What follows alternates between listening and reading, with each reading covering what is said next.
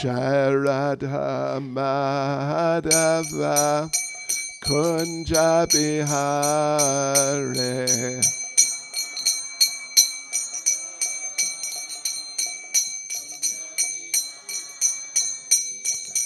Jaya Radha Madhava Kunja Bihare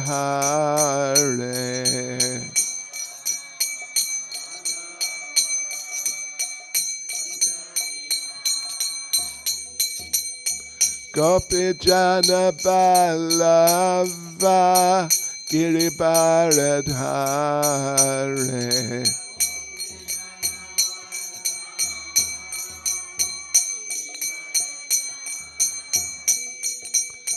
Gopi Jana Balava Giribaradhare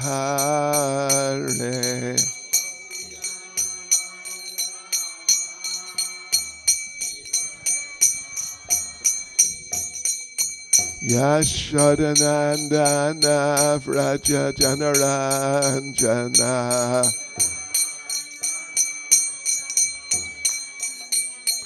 Yashodanandana Vraja Janaranjana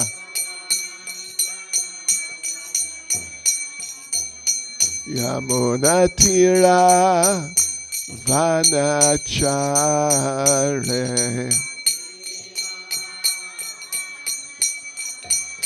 Yamunatira Vanachare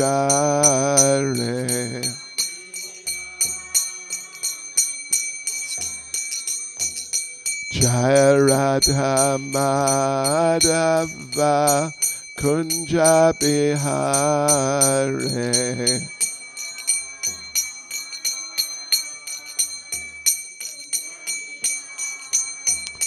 Jaya Radha Madhava Kunja Bihare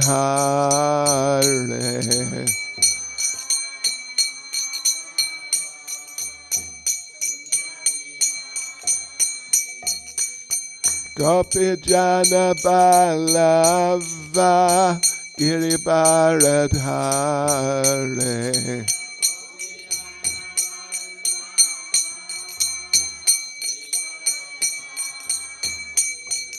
Gopi Jana Balava Giribaradhare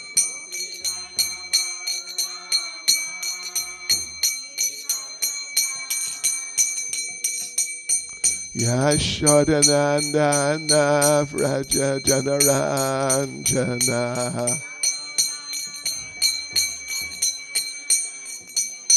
Yashodanandana Vraja Janaranjana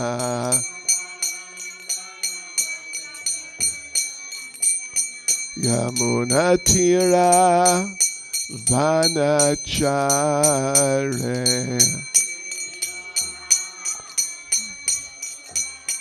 Yamunatira Vanachare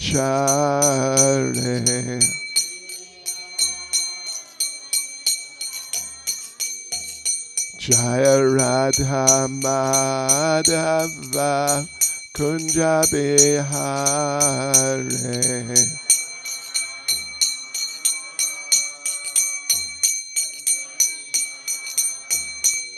Jaya Radha Madhava Kunja Bihare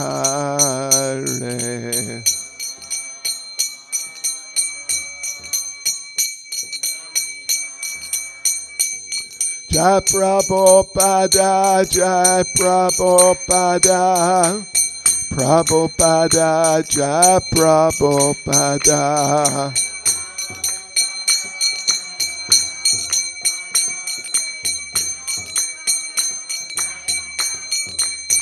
Jaya Prabhupada Jai Prabhupada Jai Prabhupada Jaya Prabhupada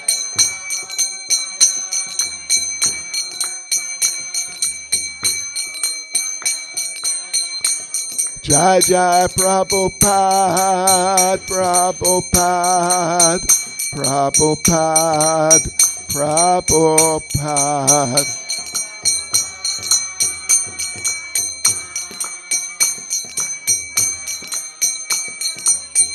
Jai Jai Prabhupada, Prabhupada, Prabhupada, Prabhupada.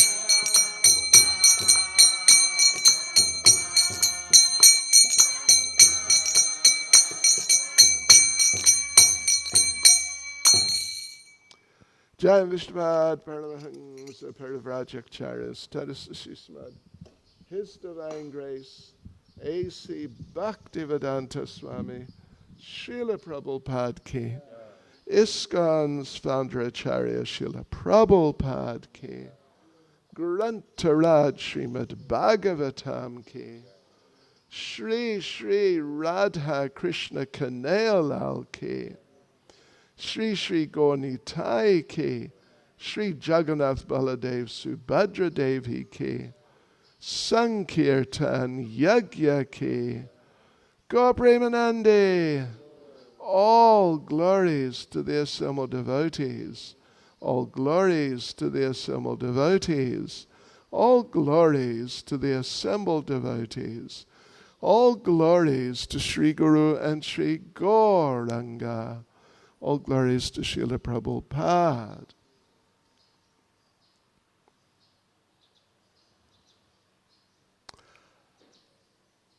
Om Namo Bhagavate Vasudevaya.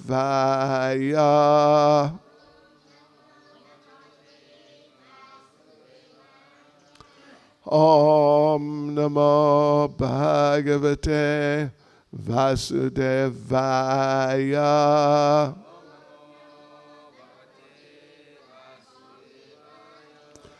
Om Namo Bhagavate Vasudevaya.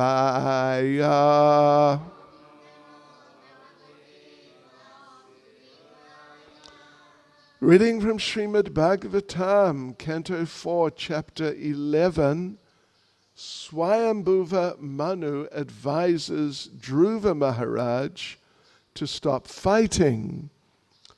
And we will begin with verse 33, which just has very, very short purport. And there are two more verses in the chapter, each of which has just like a one-sentence purport, more or less. So we'll read through those three verses and finish the chapter. Helanam Girisha Bratur Danadasya Twaya Kritam Yaj Jagnivan Punya Janan Bratri Gnan Iti Amarshita Helanam Girisha Bratur Danadasya Twaya Kritam Yajjagnivan Punya Janan Bratrignan Ityamarshita Helanam Girisha Bratur Danadasya Twaya Kritam Yajjagnivan Punya Janan Bratrignan Ityamarshita Helanam Girisha Bratur Danadasya Twaya Kritam Yajjagnivan Punya Janan Pratrignan ityamarshita.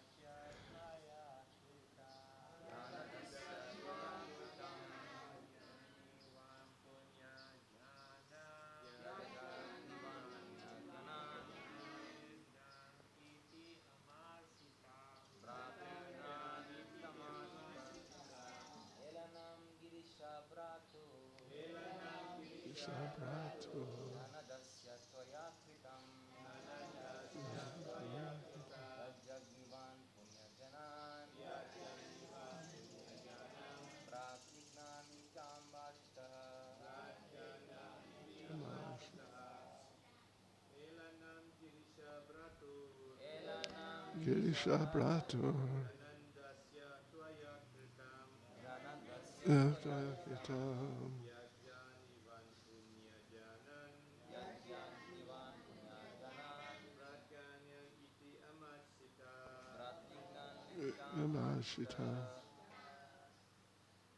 Mataji's.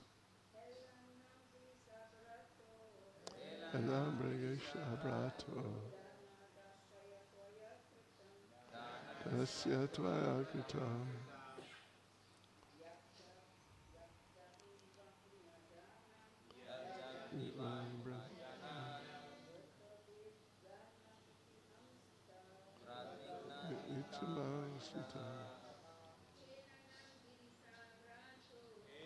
Elam Girisha Brato. Dhanadasya Tvaya Kritam. Yajagnivan Punyakama. Rajignam Ityamarshita. Yalanam Girisha Brato. Dhanadasya Prayakritam. Yajagnivan Punyakama. Rajignam Ityamarshita. Hayananam. Disrespectful behavior. Girisha of Lord Shiva. Brato, the brother. Dhanadasya to Kuvera. Tvaya by you. Kritam was performed. Yat because Jagnivan you have killed Punya Janan the Yakshas Bratri of your brother Gnan killers Iti thus thinking. Translation. My dear Dhruva, you thought that the Yakshas killed your brother, and therefore you have killed great numbers of them. But by this action, you have agitated the mind of Lord Shiva's brother Kuvera, who is the treasurer of the demigods. Please note that your actions have been very disrespectful to Kuvera and Lord Shiva. Purport by Srila Prabhupada. Lord Manu stated that Dhruva Maharaj had been offensive to Lord Shiva and his brother Kuvera because the Yakshas belonged to Kuvera's family. They were not ordinary persons. As such, they have been described as Punya Janan, pious men. Somehow or other, the mind of Kuvera had been agitated, and Dhruva Maharaj was advised to pacify him. 34. Tam prasadasya vatsashu sanachya prashray oktibi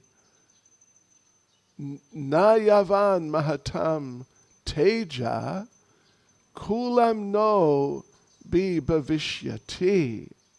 Translation. For this reason, my son, you should immediately pacify Kuvera with gentle words and prayers, and thus his wrath may not affect our family. Purport. In our common dealings, we should maintain friendship with everyone, and certainly with such exalted demigods as Kuvera. Our behavior should be such that no one should become angry and thereby commit a wrong to individuals, families, or society. 35.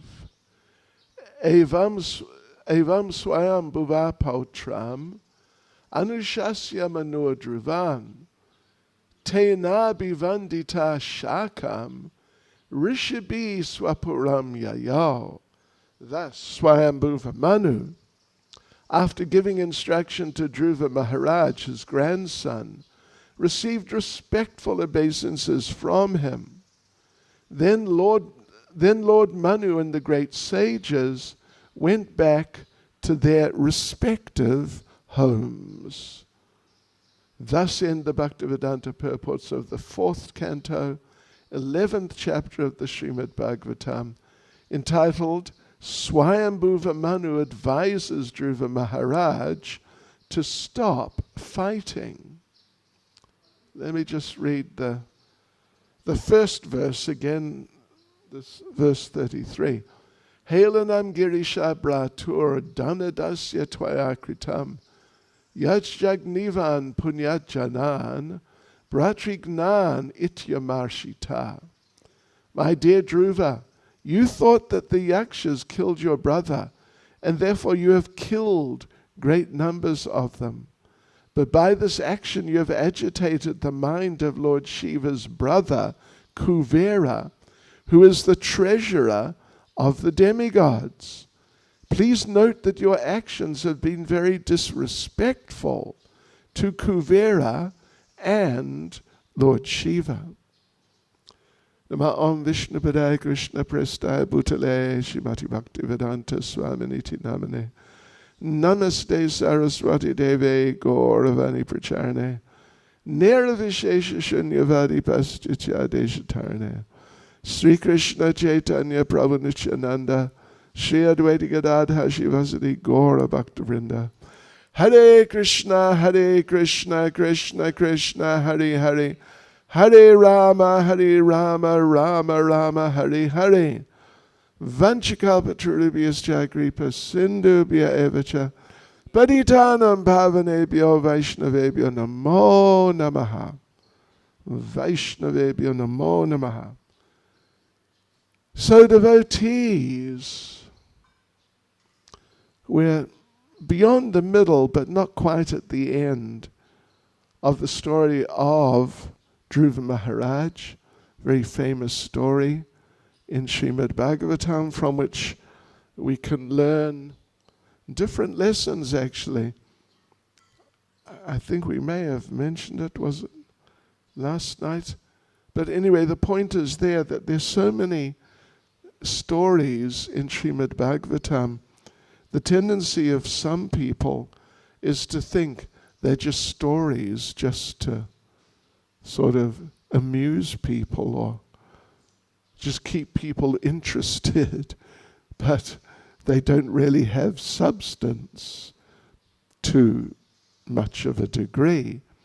But the fact is they have tremendous substance, because in each story there's at least one vital point of Krishna consciousness that you just have to learn in order to be successful in Krishna consciousness, and without which it'll be very hard, or in a sense it's quite likely to be impossible for you to become really Krishna conscious.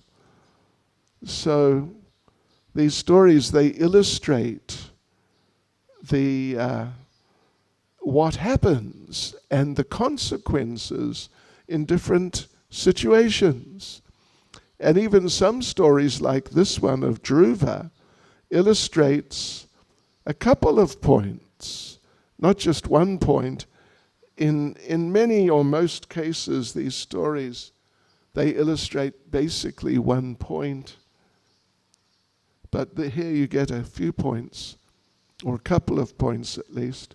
Like we mentioned Ajamil last night.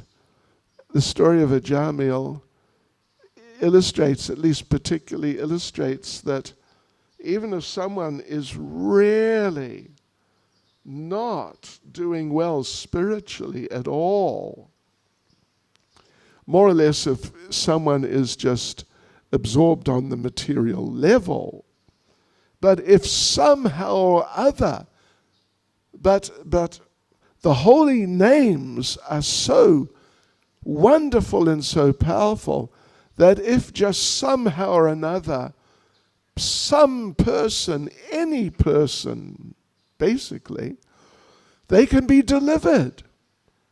Even though they don't chant the holy names very nicely, they can be delivered. And therefore, by extension, if you chant the holy names really nicely, you are on your way back to Godhead, and it's more or less as simple as that. There's a verse actually there with Ajamil. I think it's Shukadev, either Sutta or Shukadev says that Ajamil was so bad, he did so many wrong things, and at the end he chanted the name of his son, indicating his son, but still he was liberated. So then the speaker says, so where is the doubt that someone who sincerely chants the holy names of the Lord, how can there be any doubt that they're going to be delivered? That's an important message. That's a really important message indeed. Then you get Prahlad, of course, in the 7th canto, that ultimately whatever happens to a devotee, even if a devotee is terribly, terribly abused, but the Lord will protect them and deliver them. And then we're here with Dhruva Maharaj, and the first point is that no matter what you get in material life, even if you get everything material, but it's useless, or it is useless, and there's no value, there's no benefit to getting everything on the material level compared to what you get by being a devotee. That's the basic point. Because Dhruva, I'm sure you remember, Dhruva, he wanted a big kingdom because his father had insulted him, and in sort of American slang, we might say, he small-timed him. He small-timed him. He treated him like he was small-time, just insignificant. Yeah. Just, who cares about you? you're just a nobody. That's how his father treated him. Maybe not. Anyway, something like that. So Dhruva was Kshatriya, and his Kshatriya nature includes some pride. Even if they're devotees, they may well be some type of pride. And Dhruva Maharaj, he was not trained as a devotee at that point. He was just a little boy. And so his pride was strongly stimulated. And he told his mother that, I've had enough of this, and I want to get a bigger kingdom than my father's. Bigger, actually, he said, I want to get a kingdom bigger than my grandfather's, and then I'll really teach my father a lesson. You think I'm small time? See how I'm going to treat you when I get a bigger kingdom than you, and bigger kingdom than my grandfather's. His grandfather, it's mentioned here, is Lord Brahma. His great-grandfather, great-grandfather, is Lord Brahma. His grandfather is Manu. His great-grandfather is Brahma. I want to get a bigger kingdom than Lord Brahma. Then I'm going to really show you who's important around here. Because Lord Brahma's kingdom is the whole universe. And you can't have a bigger kingdom. That's everything. You can't have a bigger kingdom than everything. So anyway, that was his mood. And he went to his mother and explained, that's what happened. I want to get this. How can I get this? And his mother, in a sort of very simple way, said, well, I think you should approach God. Yeah, have a go. See if you can approach God. Because he's all powerful. Other than him, I don't know what to say. And Dhruva, as a simple boy, said, okay, where is he? Where's God? Tell me where I can find him. Because he wasn't a devotee. He didn't know about Krishna consciousness and how the Lord is and where the Lord is and how he's everywhere and all cognizant and so on. So his mother, again, very simply said, well, I heard that when people want to find God, they go to the forest. And Dhruva just immediately stood up and said, right. That's it. And off he went to the forest. And of course, in the forest he met Narada Muni, who preached to him, first of all, that you're just a small boy, you should go home. God is everywhere. God's in the forest, as your mother said. Okay. But he's in the palace too. Shri Radha Krishna Kanaya Lal, Shri Gornitai, Shri Jagannath Baladev Subhadra Devi Ki Jai. Hari Bol. Yeah, Narada said, out here in the forest, what you going to get to eat? Some fruits and roots. And you must know, you must know, if you got any idea about going to live in the forest, before you go, learn about the different types of fruits and roots. Get a book, the fruits and roots of the forest. Otherwise, because you can get particularly some fruits which are poisonous. Yeah. And there you are, being very, simple living and high thinking in the forest, but you don't know about the fruits and roots. And before you know, you kill yourself. or you eat some, I don't know, if you get desperate, you might eat some mushrooms. Prabhupada ate mushrooms once. But, we don't eat them. I mean, it's only like possibly under starvation conditions that we might, Prabhupada actually said about parboiled rice, you know what I mean by parboiled? It's pre-boiled. Do you get Aunt Caroline here? No. Huh? Yeah.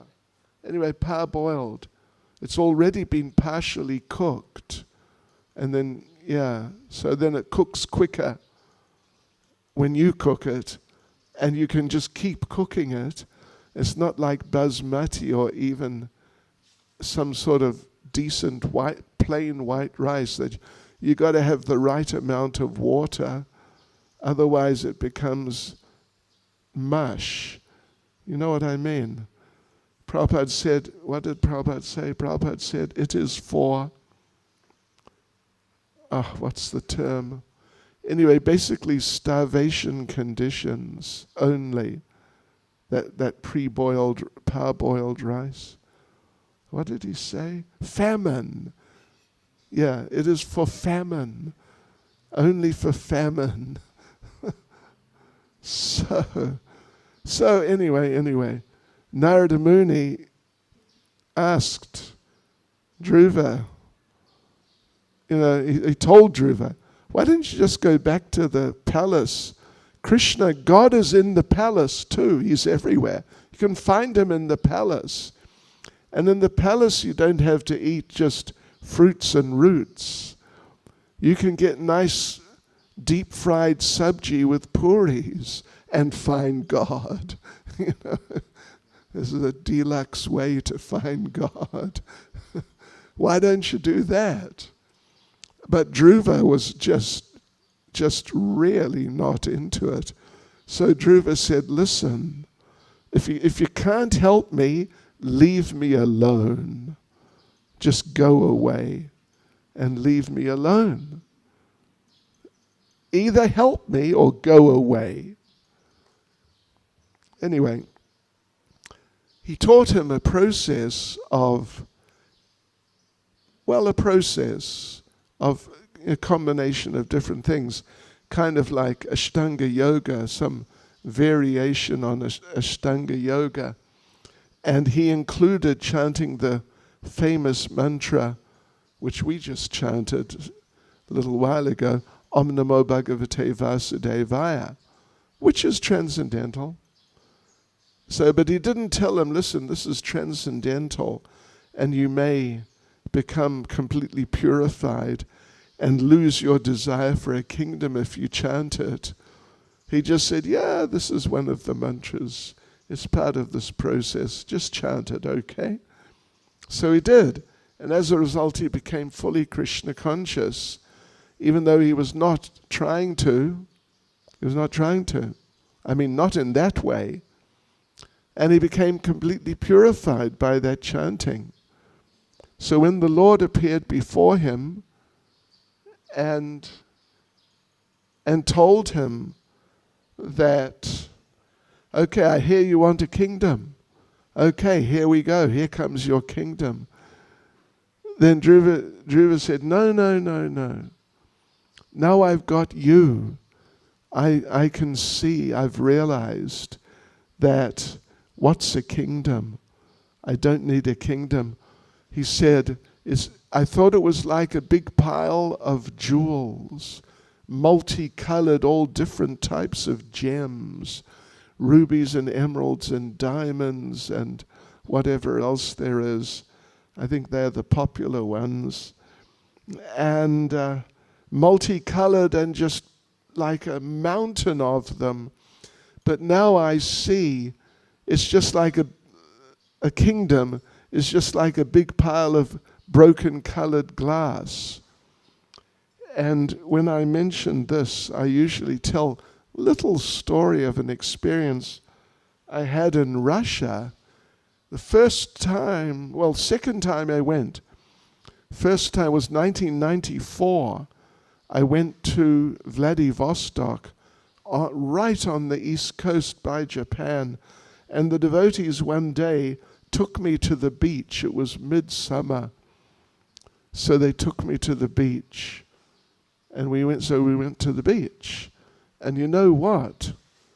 The beach, just out from the beach was some rocks and a ship carrying some massive shipment of tons of bottles, different colored bottles, crashed on the reef.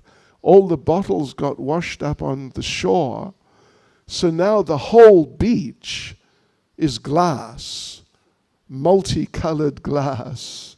You know, green bottles, brown bottles, yellow bottles, clear bottles, black bottles, just so many colors. I guess they were bottles they used for liquor. Anyway, they were bottles and of different colors. And there we were at the beach. This had happened maybe 100 years before. So if you had any experience with glass, when it's been exposed to the sea, then, you know, normally when a bottle breaks, it's sharp and you can cut yourself. But after it's been exposed, like in this case for 100 years, to the movement of the sea, the waves coming and going every day, then the glass becomes smooth, completely smooth. And there's no edges to it. The edges are round. So there we were at the beach with the broken colored glass, straight out of Srimad Bhagavatam. And all the people, there were not a huge number, there's probably about 30 people there on the beach, not a big beach. And they're just walking up and down on the colored glass, and no one is picking it up like it was jewelry, which is very valuable, trying to get as much as you can. They just didn't care. And it really made me think of this particular pastime.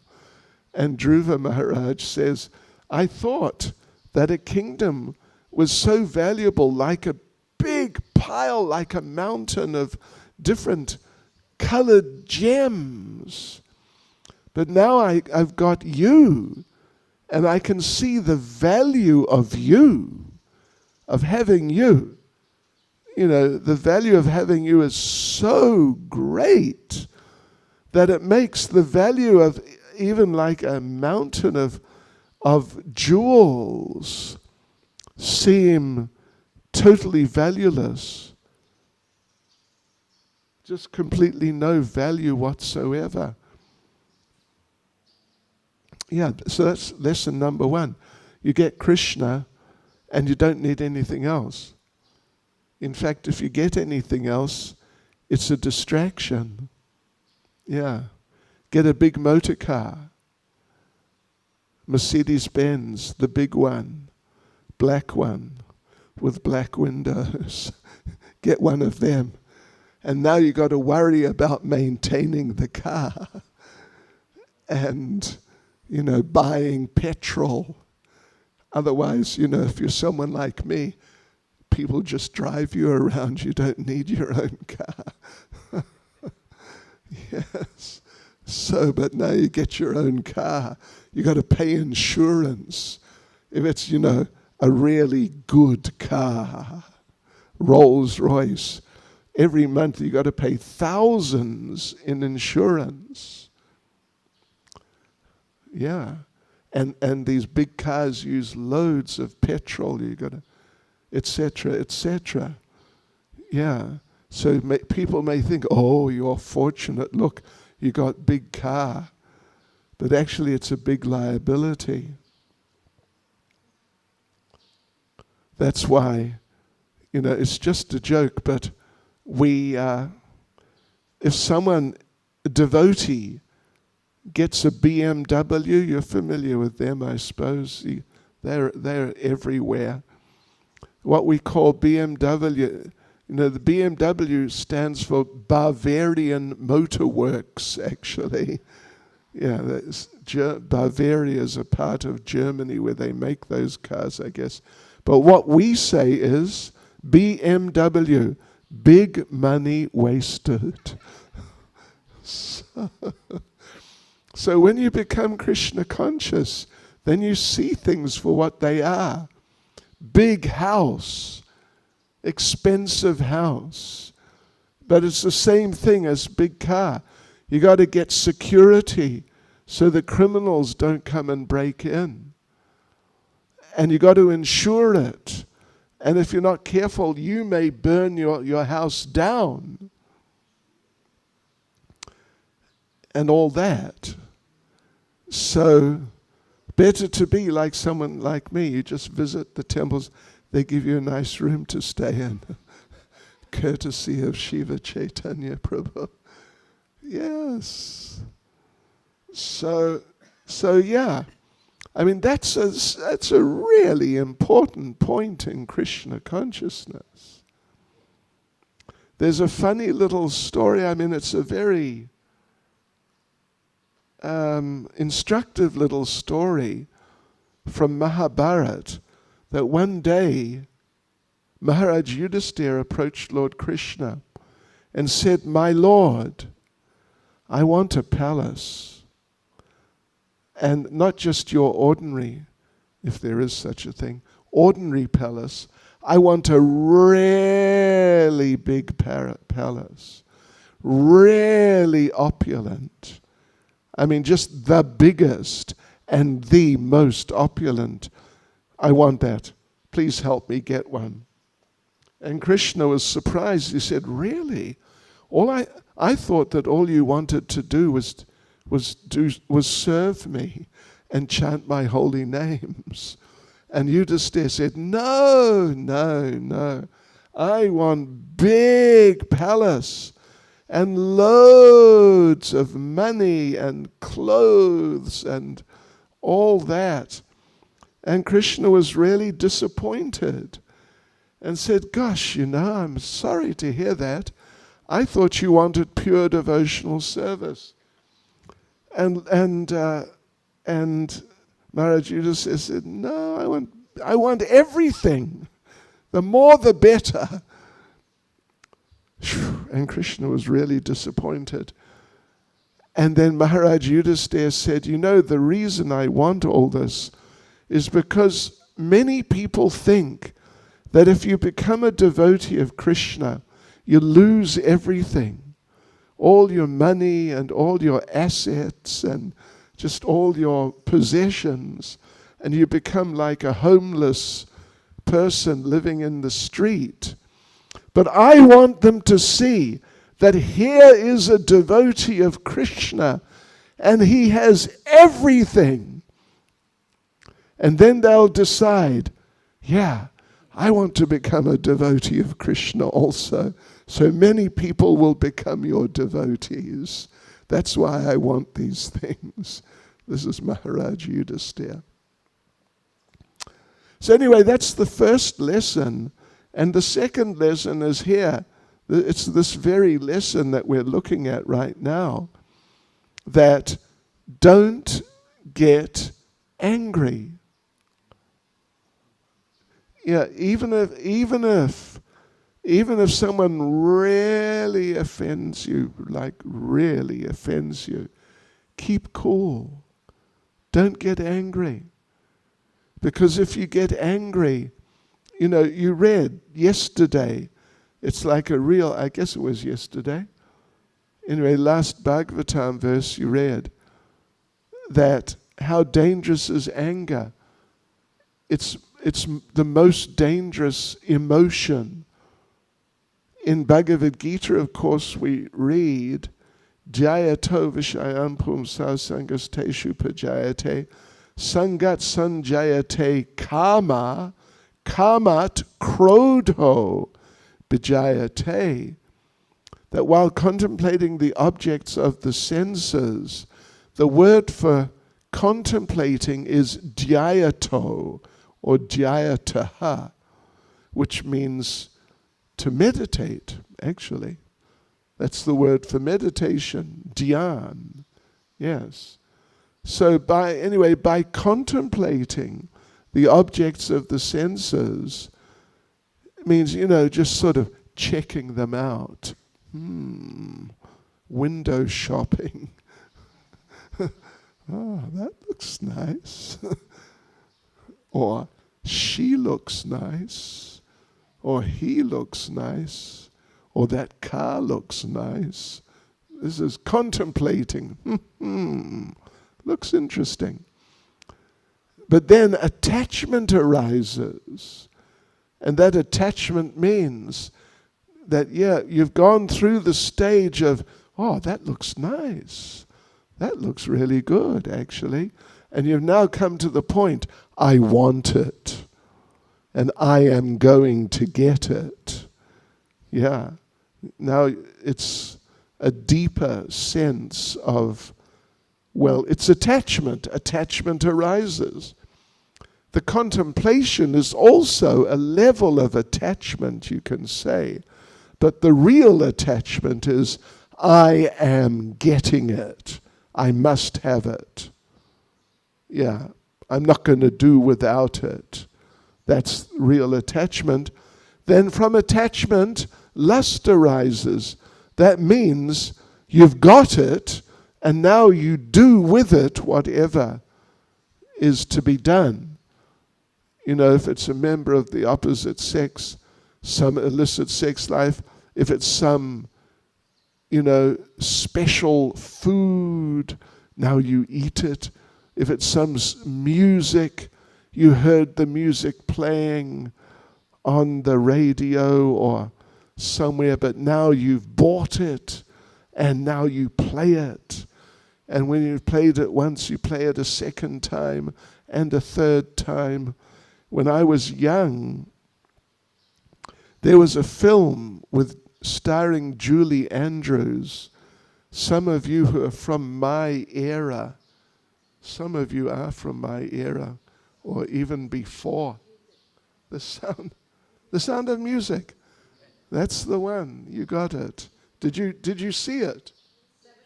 Oh my God. You are the example. Well, you're not. I was brought up in New Zealand, and that movie was so popular in the extreme. One woman, would you believe, it was in the newspapers, she saw it 150 times in a row, like twice a day for like 2 or 3 months. And they asked her, how did you manage it without losing it?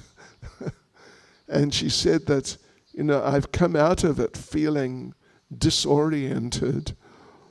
Means a little crazy. Yeah. So, lust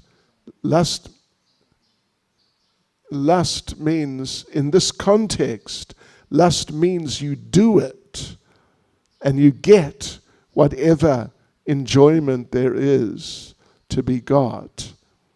But then, kamat, lust, from lust, krodo, bijayate. Kroda means anger. From lust, anger arises. Sometimes when we're giving class and there's some non-devotees there, then we say that from lust, now you got from contemplation, attachment, then lust, and then from lust, what arises? Happiness. Right. And some of the people say, yes, happiness. Because that's what people think in material life. You get whatever you're attached to, you're attracted to. So now you enjoy it. And in whatever way it's to be enjoyed.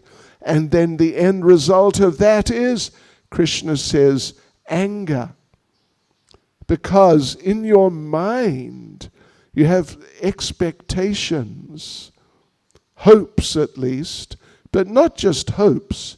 Usually it's expectations that by enjoying this, I am going to become happy, my life is going to become better, and like that. But Krishna says, no, from lust anger arises, because we are spiritual. And all these enjoyable, quote unquote, things, they're all material. And so there is this clash, this conflict of natures. The spiritual, that's you, with the material, that's the sense object. And it's something like, the principle is something like, if you're, not all of you will get this, but those of you who are familiar with motor cars, and if you've worked on motor cars particularly, or engines, then it's like oil or petrol and water. You try and mix them, they're both liquids. Petrol, ordinary petrol you get at the garage, and just water. They're both liquids, and you think that you just mix them together and now you've just got a mixture of oil and water and there you go. But you try and mix petrol and water, and very quickly the petrol comes to the surface and the water stays underneath because they're incompatible. They can't mix. If you shake them up together, they'll appear to mix, but just wait a minute, and the water will go down and the petrol will go up. You're a chemist, so you would understand the sort of chemical reasons, molecular reasons, whatever it is. But the petrol is lighter, and therefore it rises. Like air is lighter than water. So these fizzy drinks, the fizz, the air, comes to the top. And if you shake it up, it goes all over the place. And if you leave it, it just all comes out, and then you're left with just the liquid. So matter and spirit, the principle is like that. If you really try to enjoy, it may seem that you get into it, but before you know, you find it's not enjoyable. Like this woman with the movie, or, a very typical thing is popular music, Bollywood, or in the Western world, the Western pop music. It's all so extremely popular. Extremely popular. But each song is generally only popular for a while, and then gets replaced. In Krishna consciousness, with the chanting of Hare Krishna, I'm sure some of you have been chanting for many years. This is Gaura Chandra Prabhu. He's been chanting 16 rounds a day for 30 years, right? 25 at least, 30, whatever, something like that. Every day. And it's not that after so long that he's thinking, all right, I've had enough of this mantra. What's the next mantra? Give me another mantra. I don't want this one any longer. And it's interesting, I don't know if you've observed. These songs, they become popular. Initially, they're very popular. Then they lose popularity. But then later, particularly if it's some very, very famous star, like the Beatles, every now and then their music becomes popular again for a little while. and then it's forgotten again. Then another few years later it becomes popular again. Yeah. So this is what Krishna's saying. Yeah, okay. So anyway, anger, Swayambhuva Manu has been saying that you have a reason for becoming angry. It's arguably justifiable, but you've become too carried away. And when you become too carried away with anger, it can be more destructive than lust. That's an interesting and important point. I think all of us have probably had a certain amount of experience with lust. Yeah. It's just common to the conditioned souls. And we all know, I'm sure we all know after practicing Krishna consciousness for some time, we know that lust, you got to watch out for lust. Otherwise it'll undermine your Krishna consciousness very badly. But here we've been hearing just the immediate previous verse. Anger is worse. It's worse. So, I mean, it's the whole thing, it's an interesting subject. Because, you know, if you've been following it, you would know that Dhruva's brother was killed by one yaksha, just one. But he decided to take revenge. He didn't just locate that one and take revenge on him. He just took revenge on the whole race, the whole yaksha race. And he had already annihilated a whole lot of them. And then Swayambhuva Manu intervened. Yeah, and so, I mean, other than the one who killed his brother, the others were basically innocent. You know, at least in immediate terms, in terms of the killing of his brother, they're innocent. I'm sure they've done lots of nonsense at other times in other ways too. They got lots of karma to get. But in regards to the killing of the brother, they're innocent. But Dhruva just started slaughtering them wildly. And it was only after a little while Swayambhuva Manu intervened. And you know, an interesting point is that Swayambhuva Manu, you know, he mentions something about you're killing innocent people. He does. I went back through the verses, and there's one verse which, as I recall, Prabhupada does not even give a purport to, in which Swayambhuva Manu says, you know, you're killing innocent people, you must not do that, because you'll get reactions for it. But it's not that is, you know, becomes a big issue in this whole pastime. Even here, Swayambhuva Manu is not saying that you are going to get really bad karma. You're going to go to the hellish planets for a long time, which will normally happen to a person if they start killing many people. But he doesn't even mention that here. All he says is that the main thing is, you have been disrespectful to Lord Shiva and his brother Kuvera. And you got to watch out for that, because that may bring, you know, misfortune to our family. So it's an interesting consideration, just for thought and consideration.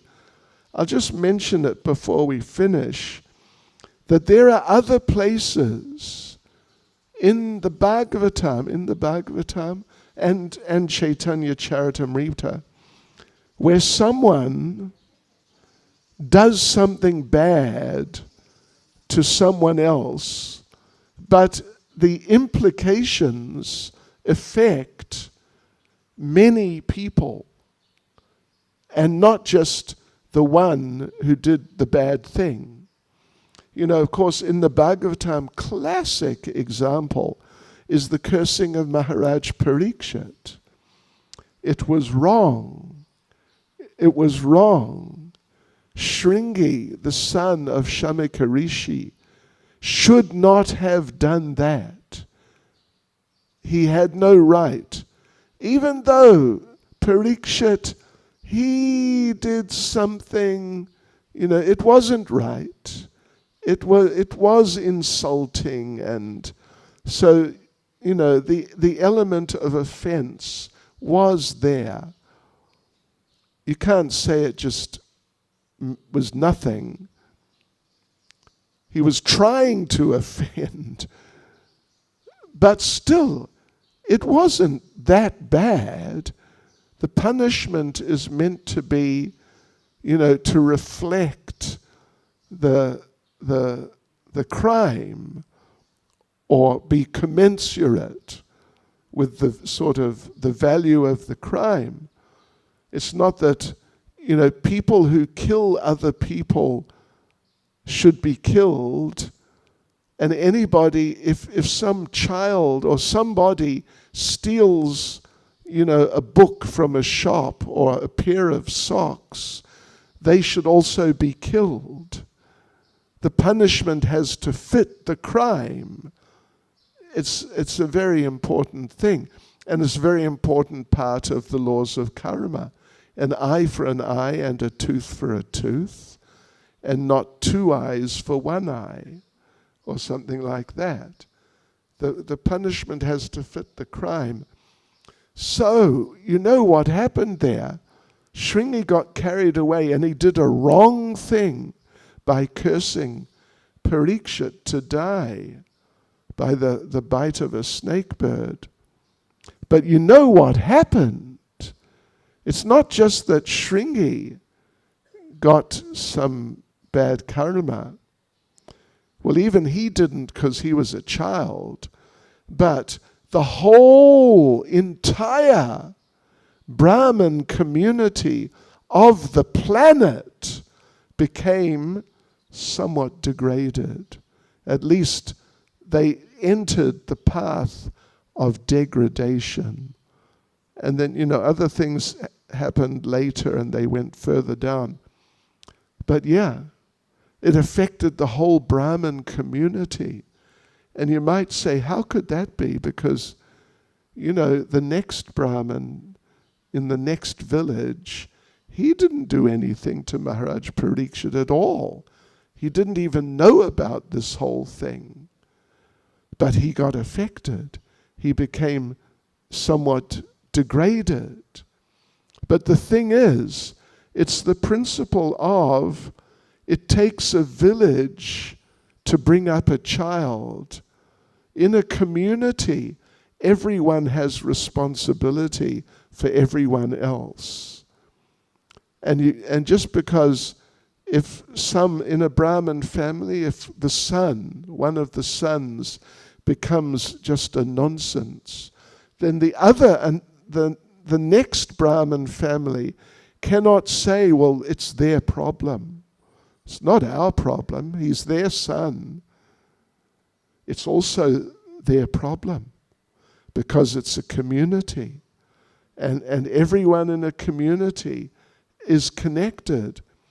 And therefore also in our temples, in our devotional communities. I mean, we all know from time to time someone sort of goes off the rails a bit and does something they shouldn't do. Unfortunately, these things happen. But actually, we all bear some responsibility because we're all connected, being in the same community. The example is there with Shringi and the Brahmin community. they became degraded because of his action, because they were responsible, at least partially, for him being trained. And then another example, it's also a very good example, is in Chaitanya Charitamrita with Ramachandra Khan. If you remember him, he tried to make some special arrangement for Haridas Thakur to be publicly embarrassed. He sent a prostitute. He sent a prostitute to degrade him. And he had the police around the area hiding, so that when Haridas, his idea was, when he and the prostitute embrace each other, etc., the police would see it and jump out and arrest them. Arrest Haridas Thakur. And then everyone would feel this Haridas Thakur is not what he's made out to be, because they thought he was a big sadhu. But of course, Haridas Thakur preached to the prostitute, and she became a devotee on the spot. So, but what happened to Ramachandra Khan was that Lord Nityananda came to his village, and Lord Nityananda personally, if I remember correctly, personally asked him. Lord Nityananda came with a whole party of devotees, and Lord Nityananda asked him, because Ramachandra Khan is the big rich man with the biggest house in town, and so they asked, can we stay in your place overnight and have a Krishna conscious program and stay overnight? And Ramachandra Khan, in a very sort of sarcastic way, said, my place is not suitable for you. You need a bigger place. Just down the road is a cow herd, and he has a cow barn where he keeps the cows. It's bigger, it's more suitable for you. Go and see him. And Lord Nityananda said, you're right. Your place is not suitable for us devotees. It is only suitable for cow-killing meat-eaters. Yeah.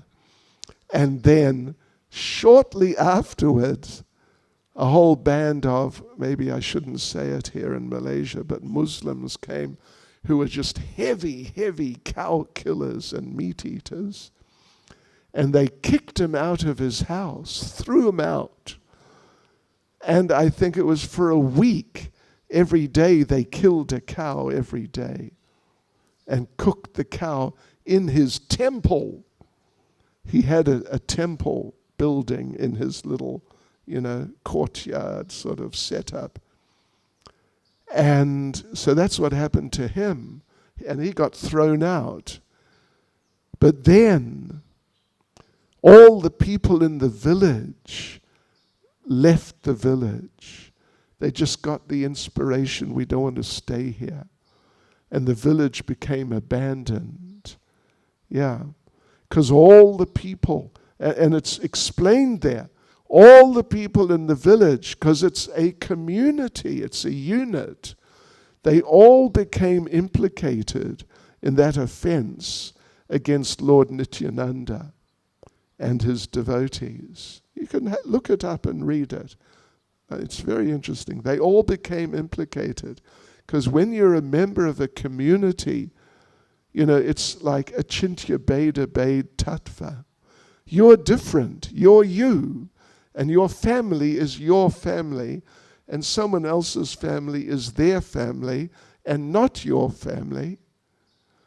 But actually, they are your family also at the same time. And you've got some responsibility. So therefore, in our devotee community, if or when someone goes off track, we should intervene and try and help them, and not just think, well, that's his problem. It's not my problem. I'm chanting my rounds.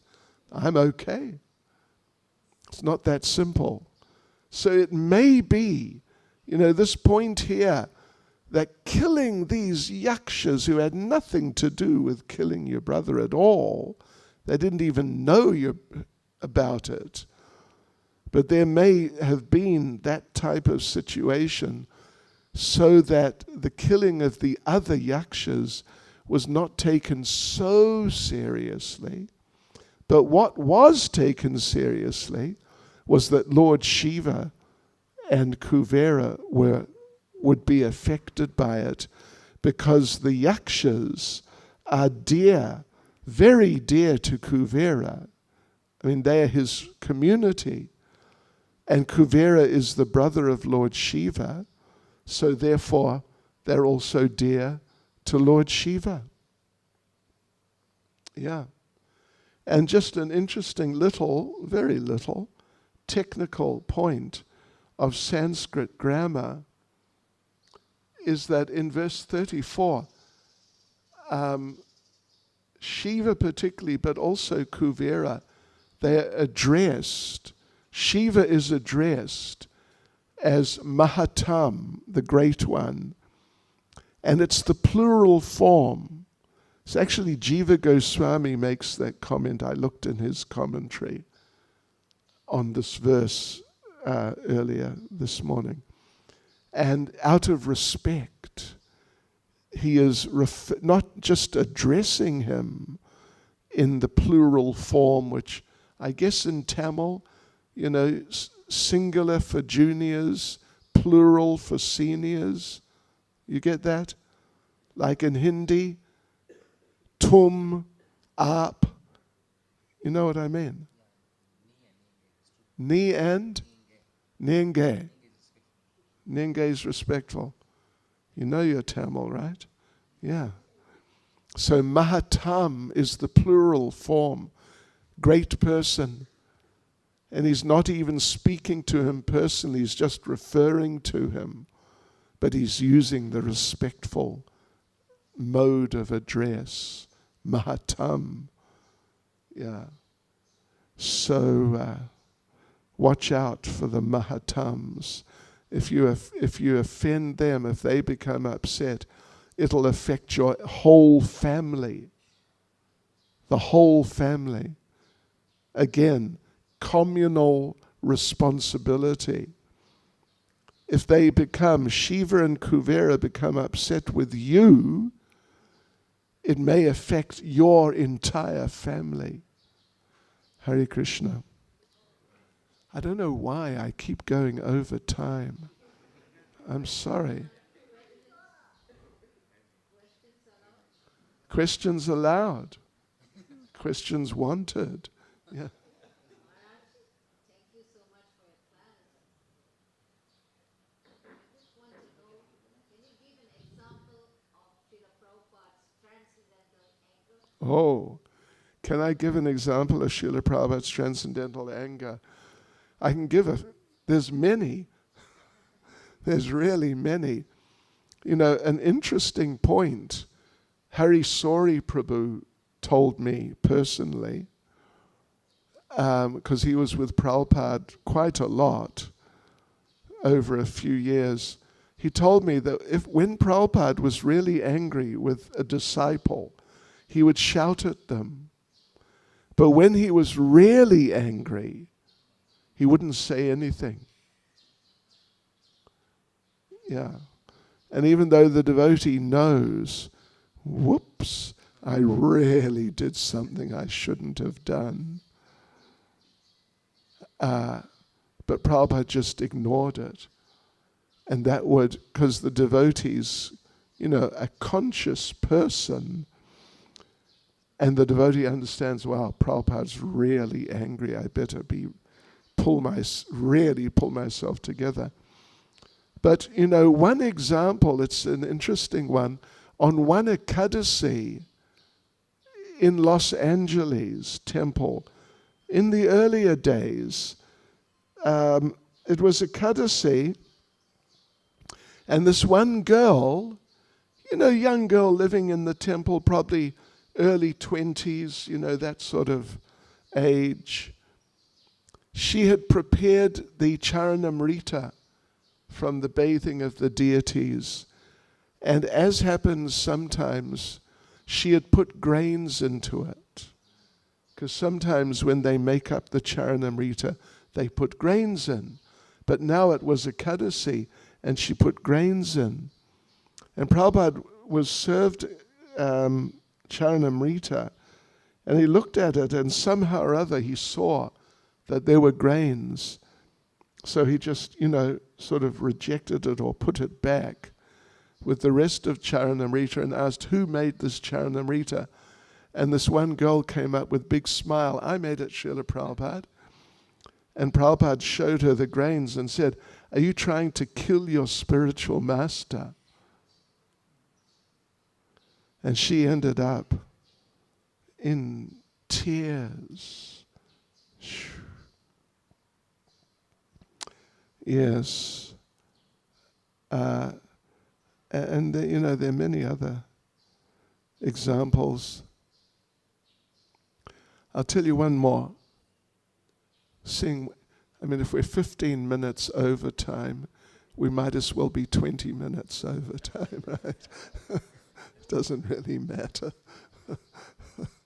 So, I don't know if I've told you this story before, if you've heard it before, but Srila Prabhupada was in Amsterdam. It was, I think, 72. It was something like 72.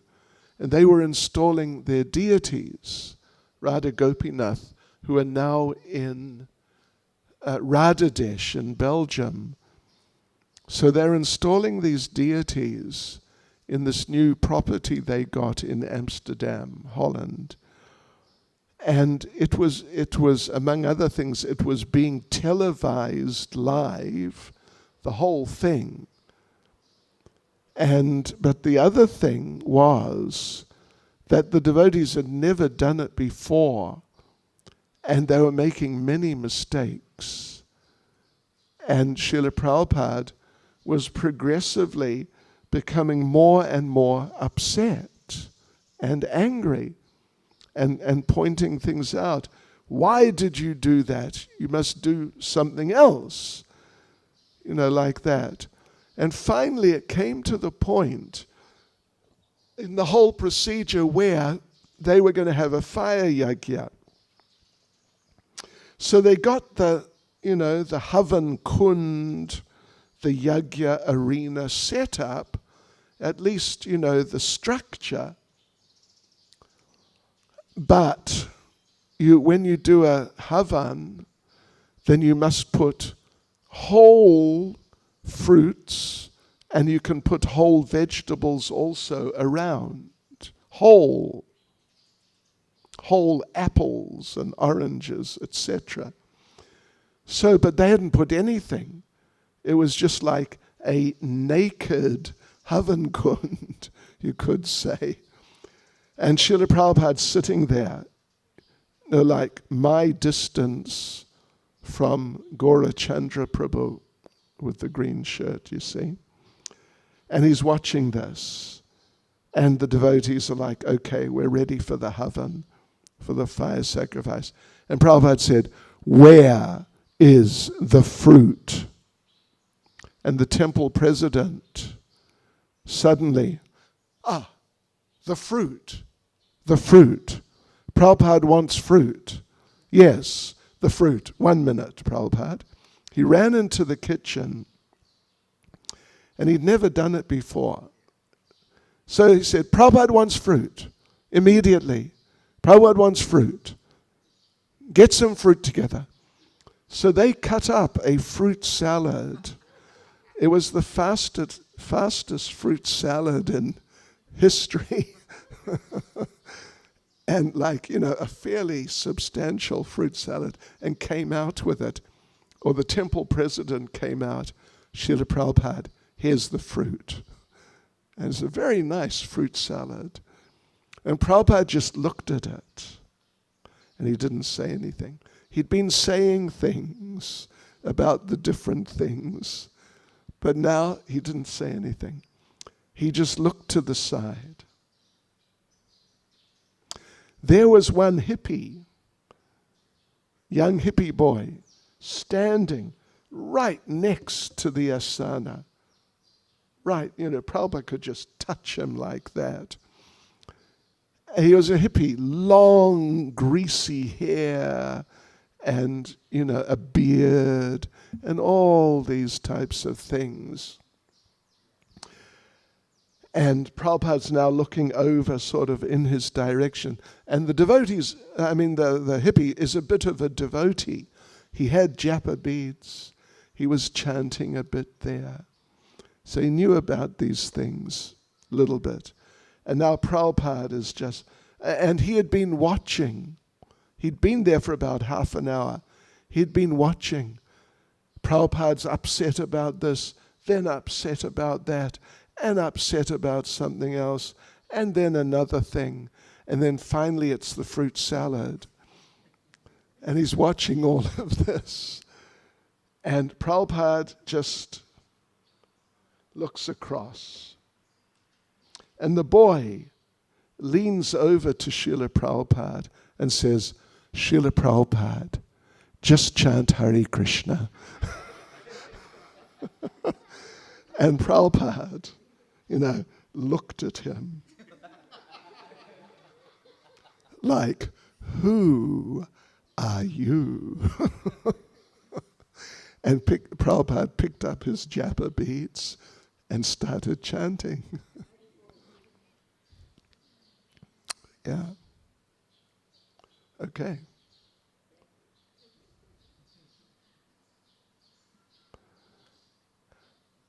I'll tell you, it's 20 past. I'll tell you one more. It's another ladies' one. There was a Prabhupada reunion in Los Angeles, quite some years ago, like not long after Prabhupada left, maybe in the 80s. And devotees were there, many disciples of Prabhupada were there. And there was a competition. Who got chastised amongst those attending? Who got chastised by Prabhupada the most heavily?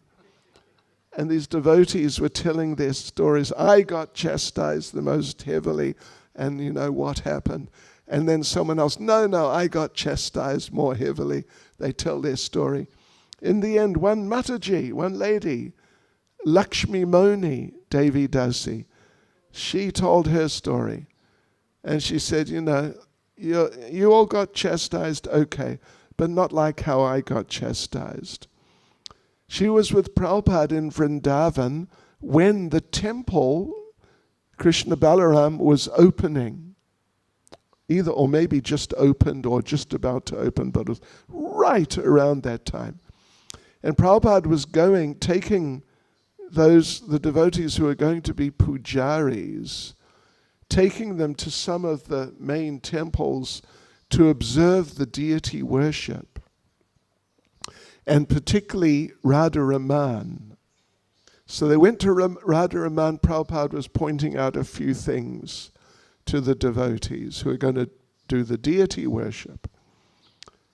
And one thing he said was, you see how Radharaman, Krishna, has conch shell eyes.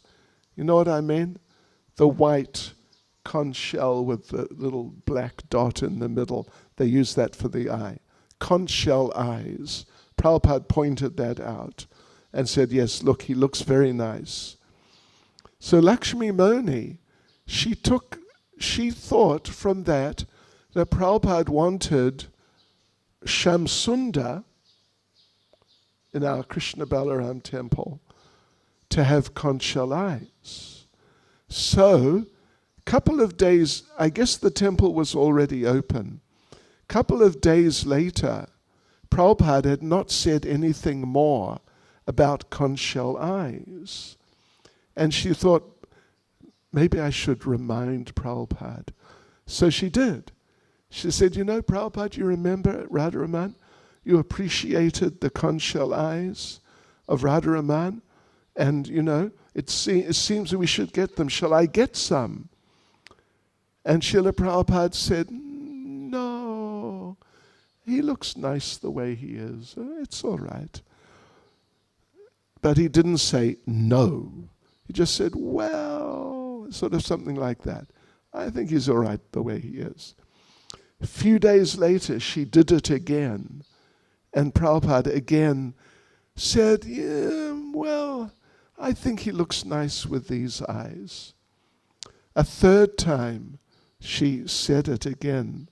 You know, Prabhupada, I really want to get some conch shell eyes. Shall I get some conch shell eyes for Shyam Sundar? Shall I get them? And Srila Prabhupada shouted at her. Prabhupada said, I am Prabhupada, and I am telling you, he looks fine the way he is. But it was even stronger than that. Yes. Hare Krishna. Srila Prabhupada ki jai.